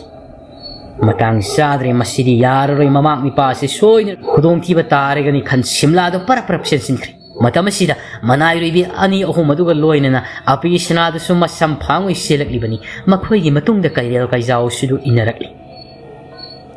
लाकलिरिबा निपी सिंग अदुनसु उरी मुसिन मुने इमम ममसन इसुक सुकसन हेक्ता लाइबुंगदुगी ममांगदा खिल्लगा लैरमनिबदो मखोइदी लाइबुंग अदुगी संगफम अदुदा मक्लाक निगलगा लैरि अपिसनादु सेंसिलगा ममाबु कौने इमा खामो इपुरोइबा सिबु हिंगनसे हाइदना कन्ना कन्ना लावरी लाइंगम से मसासे मसिंग मसु नाइबग इरोइनना मसासे अनम आहासु खरबनिना करिनो कनानो खंग्रे सकमांग फिमांग साबा मपुरोइबा अमगा माना खरबनि अपिसनागी मपुरोइबा लाइंगमसे मरमदी खुल कोलिबा लाइनमत खरबनिना मपी Mopa ओइबा Ningthou ओइबा मंगोंदा ताइना फम थोकपनि namfuda simla aduna laktuna singlaga laingam adu makhya siktuna saiduna puthoraklaba matungda laingam hausikti nipi ani homduga apisinaga loina laktuna singi mamaidi onthu haibi yade laibung adom onsilaga makhong tung hanhanduna ngarang ni makhya siktuna mapu kauturak ibasi mahang ubang amdrabasu ngasidi laibung asi sap chaba makhang lagi pungsi sidok lagi wana matam sangna sajakibo oibata arabasu singnaba yabrani haibagi matagumna mafatta wakhal mabudi marau singado thaidaga lai khabani laingam phattaba tinu lainu oduna anama su sankrabani na khoyum lai mafamasi bu kolam liba lining thaulai bi ani asi khaktani laingam na yamna tathi na urari basi